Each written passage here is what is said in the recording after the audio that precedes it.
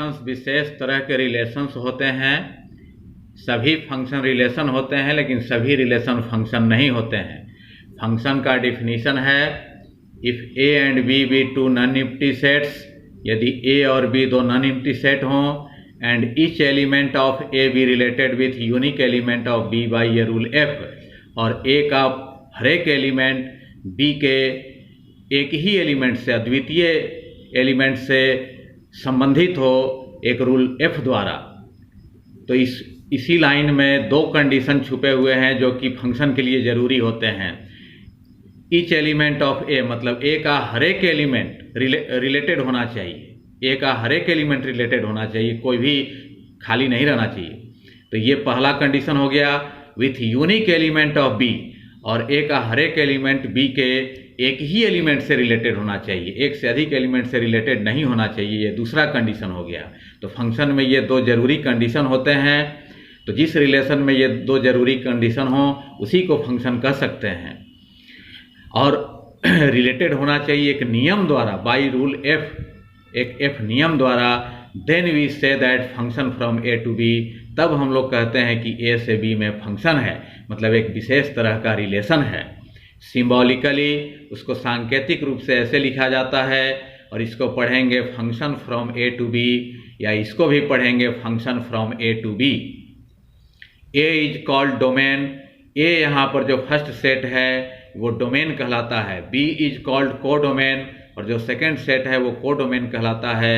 And F A is called range of F, और F function में ए के member रखने से जो प्राप्त होगा वो उसी से रेंज बनता है फंक्शन का।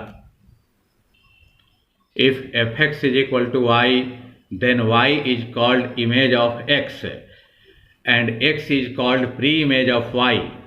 यदि f x is equal to y हो तो वाई एक्स का इमेज कहलाता है, और एक्स जो है वो वाई का प्री इमेज कहलाता है। एग्जाम्पल यहाँ देखते हैं। ए सेट के मेंबर हैं 1 2 3, बी के मेंबर हैं 2 4 6 7। Function from A to B मतलब सेट ए से बी में एक विशेष तरह का रिलेशन है, फंक्शन है। इज डिफाइंड बाई, और इस तरह परिभाषित है, f x is equal to 2x। यही फंक्शन का रूल हो गया, नियम हो गया। अब यहाँ पर x का वैल्यू, इसका जो डोमेन है फर्स्ट सेट ए, इसका मेंबर होगा।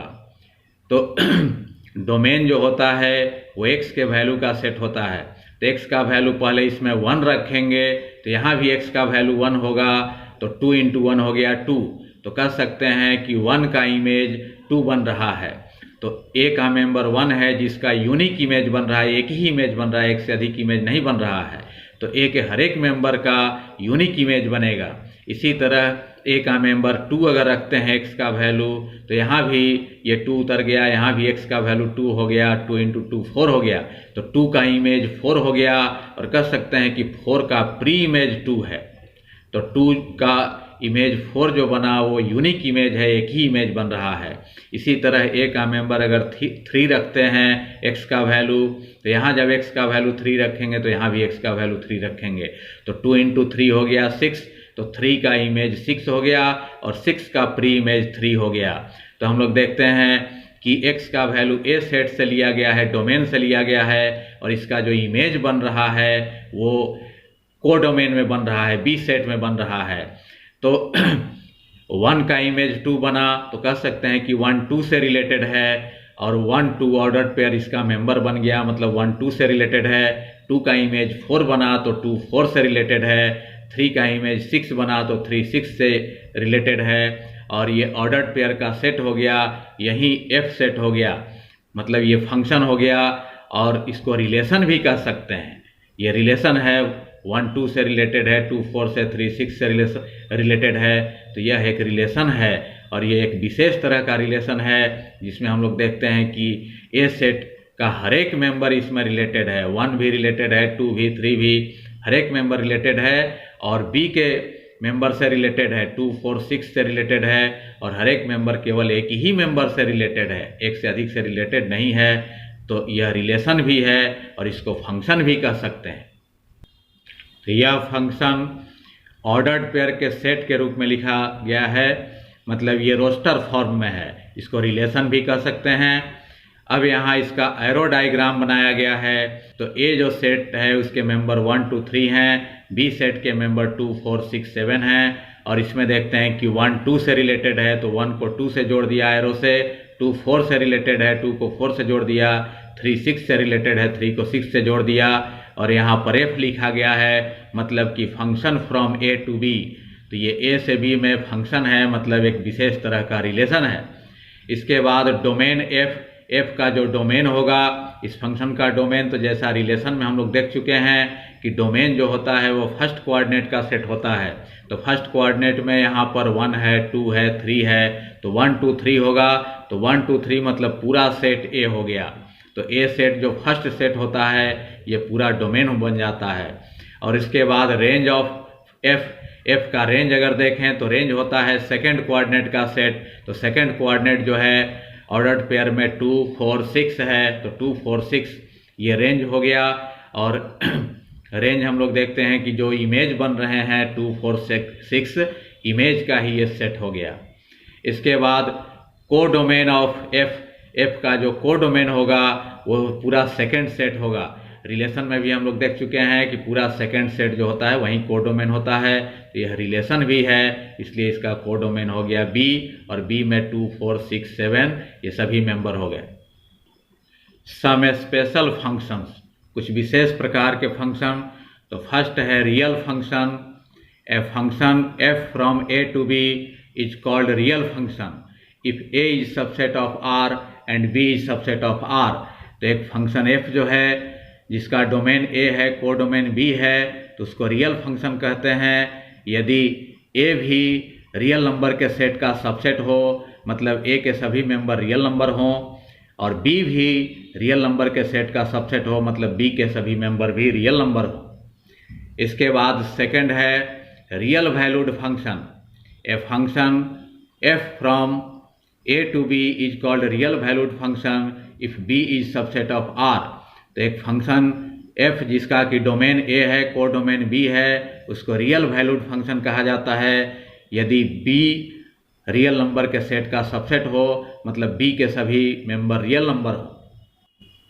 थर्ड है identity function.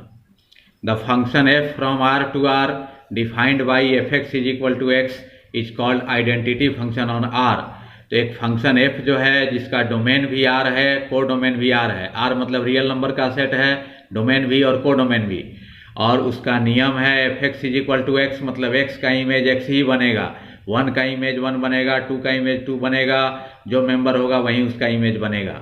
Is called identity function. तो ऐसे फंक्शन को आइडेंटिटी फंक्शन कहते हैं ऑन आर, मतलब रियल नंबर के सेट पर।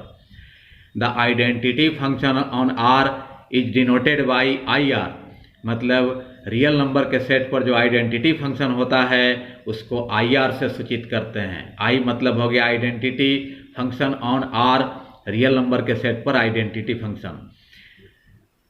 इसका ग्राफ यहाँ बनाने के लिए हम लोग देखते हैं कि x का वैल्यू डोमेन से लिया जाएगा। डोमेन इसका है आर, रियल नंबर का सेट, कोई भी रियल नंबर इसमें x का वैल्यू रख सकते हैं। तो x का वैल्यू अगर हम इसमें रखते हैं -2, तो -2 तो fx का वैल्यू भी हो जाएगा -2। तो fx का वैल्यू यहाँ लिखा गया है नीचे -2, और fx को ही y मानकर ग्राफ बनाया जाता है। तो ये y का वैल्यू हो गया -2। अब इसमें x का वैल्यू अगर 0 रखते हैं तो यहाँ 0 रखेंगे तो यहाँ भी 0 हो जाएगा, फंक्शन का वैल्यू भी 0 हो जाएगा। और तो x का वैल्यू यहाँ 0, तो फंक्शन का वैल्यू भी 0, और फंक्शन के वैल्यू को ही y मान लेंगे, ये y का वैल्यू हो गया। फिर x का वैल्यू अगर यहाँ 2 रखते हैं तो फंक्शन का वैल्यू भी 2 हो जाएगा, x का वैल्यू 2 तो फंक्शन का वैल्यू 2, यहीं y का वैल्यू बन गया। तो ये x का वैल्यू, ये y का वैल्यू, इसमें अनगिनत रियल नंबर हम लोग रख सकते हैं x का वैल्यू। तो y का जो x का वैल्यू रखेंगे वहीं y का भी वैल्यू होगा। तो इसका ग्राफ यहाँ बनाया गया है। हम लोग देखते हैं कि x का वैल्यू -2 है तो y का भी वैल्यू -2 है। तो ये पॉइंट दर्शा रहा है ग्राफ में, यहाँ x का भी वैल्यू -2 है, y का भी वैल्यू -2 है, ये पॉइंट हो गया। सेकंड पॉइंट है x का वैल्यू 0, y का वैल्यू 0, ये पॉइंट हो गया ऑरिजिन, यहाँ x भी 0 होता है, y भी 0 होता है। थर्ड पॉइंट है x का वैल्यू 2, और y का भी वैल्यू 2, तो ये पॉइंट है, यहाँ नीचे x का वैल्यू 2 है, सामने y का वैल्यू 2 है, ये पॉइंट हो गया। तो ये देखते हैं कि ये तीनों पॉइंट कॉलिनियर हैं, एक ही स्ट्रेट लाइन में है, तीनों को मिला करके और अगर लाइन खींचा जाए तो एक स्ट्रेट लाइन बनता है। तो यही स्ट्रेट लाइन इस फंक्शन का ग्राफ हो गया, मतलब कि ये f(x) = y का ग्राफ हो गया, या f(x) के बदले x भी लिख सकते हैं, तो कह सकते हैं कि y = x का ग्राफ हो गया। तो यही आइडेंटिटी फंक्शन का ग्राफ बन गया। अब तो ये ग्राफ जो है ये फर्स्ट क्वाड्रेंट को भी बाइसेक्ट करता है, फर्स्ट सेकंड थर्ड क्वाड्रेंट को भी बाइसेक्ट करता है आइडेंटिटी फंक्शन का ग्राफ। और इसमें हम लोग देखते हैं कि x का वैल्यू यहाँ दिया हुआ है ही, इसका डोमेन R है, तो x का वैल्यू कोई भी रियल नंबर रख सकते हैं, उधर +∞ से इधर -∞ के बीच कोई भी रियल नंबर रख सकते हैं। तो डोमेन क्लियर है कि डोमेन इसका R है, यहाँ भी दर्शाया गया है। और रेंज होता है फंक्शन के वैल्यू का सेट, मतलब यहाँ y के वैल्यू का सेट कर सकते हैं। तो y का वैल्यू हम लोग देख रहे हैं, जो x का वैल्यू है वहीं y का वैल्यू है। तो x का वैल्यू जब इधर +∞ की ओर जाएगा तो y का भी वैल्यू +∞ की ओर जाएगा। x का वैल्यू -∞ की ओर जाएगा तो यहाँ देखते हैं कि y का वैल्यू भी -∞ की ओर जा रहा है। तो y का वैल्यू इधर -∞ और +∞ के बीच सभी रियल नंबर होंगे। तो y के वैल्यू का ही जो सेट है वो रेंज कहलाया। रेंज हो गया टोटल रियल नंबर। 4 नंबर है constant function. The function f from R to R defined by f(x) = c belongs to R is called constant function. मतलब f फंक्शन जिसका डोमेन भी R है रियल नंबर का set, को domain भी R है real number का set, defined by इस तरह परिभाषित है कि f(x) = c belongs to R, मतलब c कोई रियल नंबर है, इज कॉल्ड कांस्टेंट फंक्शन। तो ऐसा फंक्शन कांस्टेंट फंक्शन कहलाता है। यहाँ एग्जाम्पल लिखा गया f(x) = c के जगह 2 है, तो 2 भी रियल नंबर है, तो यह एक कांस्टेंट फंक्शन हो गया। तो यहाँ पर 2 के जगह कोई भी रियल नंबर लिखा जाए तो ये कांस्टेंट फंक्शन बन जाएगा। तो अब इसका ग्राफ बनाने के लिए ऐसे भी लिख सकते हैं, f(x) = 0 × x + 2, 0 × x 0 हो जाएगा, 0 + 2 2 ही होगा। अब इसमें x का वैल्यू रखेंगे तो जो फंक्शन का वैल्यू निकलेगा वहीं y का वैल्यू हो जाएगा।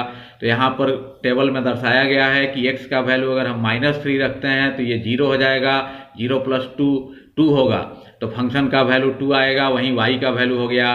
फिर x का वैल्यू अगर 0 रखते हैं तो यहाँ 0 + 2 2 होगा, फंक्शन का वैल्यू वहीं y का वैल्यू हो गया।